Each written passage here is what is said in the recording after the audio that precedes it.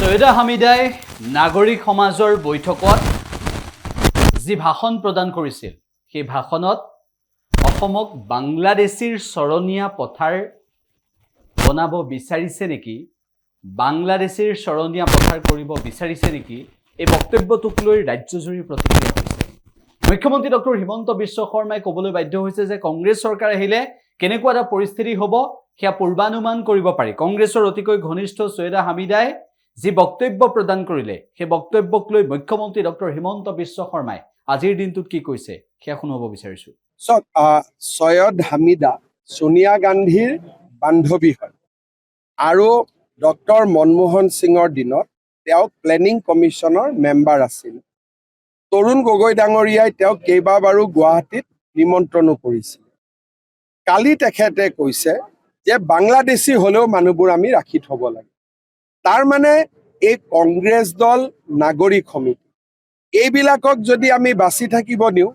কেতিয়াবা বাংলাদেশী বিলাক অসমত আহিব আৰু অসমীয়া মানুহবিলাক বাংলাদেশ যাব লাগিব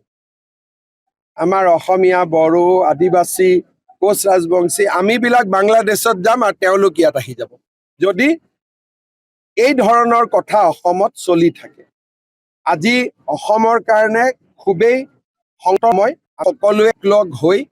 সংকটৰ মোকাবিলা কৰিব লাগিব আৰু অসমখনক আমি নিৰাপদ কৰিব লাগিব আছাদ মাদানী মেহমুদ মাদানী এইবিলাকক মই খাতিৰ খুতি নকৰোঁ হীৰেণ গোহাঁইটো দুদিন ইয়াত থাকে দুদিন আমেৰিকাত থাকে তেওঁতো মেক্সিমাম সময় আমেৰিকাত থাকে দুদিনমান গুৱাহাটীত আহে আৰু গুৱাহাটীখন জ্বলাই থৈ যাব খোজে কিন্তু আজিকালি মানুহে বুজিছে ইমান গুৰুত্ব নিদিয়ে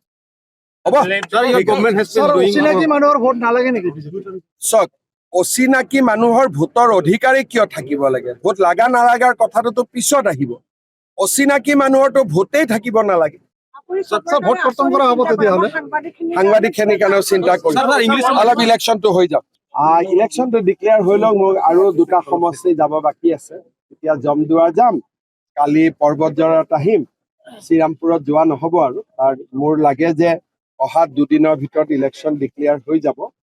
তাৰ পিছত পাৰ্টিৰ মিটিং হ'ব আমাৰ অবজাৰ্ভাৰবিলাক চব সমষ্টিতে আছে আমি সকলোৱে বহি 28 তাৰিখৰ ভিতৰত ডিচিশ্যন লৈ ল'ম কেইটা সমষ্টিত আমি ইলেকশ্যন কৰিম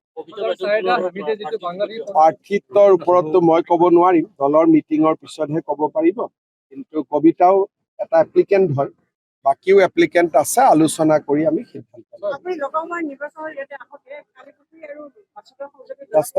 নহয় ৰাস্তাটো আছিলে অসমমালাত ৰাস্তাটোৰ কাম হৈ গ'ল অলৰেডি ব্ৰিজটোৰ কথা মোৰ মনত নাই কিন্তু মই নিজে ৰাস্তা গৈ চাই আহিছিলোঁ যিটো ৰাস্তা এনাউন্স কৰিছিলোঁ আচ্ছা মোৰ সেইটো অলপমান মোৰ মাইণ্ডৰ পৰা ওলাই গৈছে কৰি চাম্পা নদীৰ ব্ৰিজটোতো মই এতিয়া কৈছোঁ আমাৰ মিটিঙত যিমান মানুহ ওলাই আহিছে আগতে আমি মিটিং কৰোঁ হয় BPF-ৰ লগত জইণ্টলি নহ'লে UPPL-ৰ লগত জইণ্টলি আমাৰ বিজেপিটো অকলে মিটিং নহৈছিলে কিন্তু এতিয়া বিজেপিৰ মিটিং অকলেও হৈছে আৰু BPF UPPL-ৰ মিটিঙত যেনেকৈ মানুহ হয় তাতকৈ বেছিয়ে হৈছে কম হোৱা নাই যিমান কচুগাঁৱৰ দৰে জাগাত চালাকাটি হওক দতমা হওক বনৰগাঁও হওক সকলোতে ৰাইজ বহুত ওলাই আহিছে কিন্তু মিটিঙত অহা মানেতো ভোট দিয়াও নহয় আমি গোটেইখিনি বিশ্লেষণ কৰি কিমান আমাৰ ছাপোৰ্ট বাঢ়িছে তাৰ ওপৰত আমি সিদ্ধান্ত লৈ কেণ্ডিডেটবোৰ আমি 28-29 তাৰিখে মানে ইলেকশ্যন ডিক্লেয়াৰ কৰাৰ 48 আৱাৰ্ছৰ ভিতৰত আমি দি দিম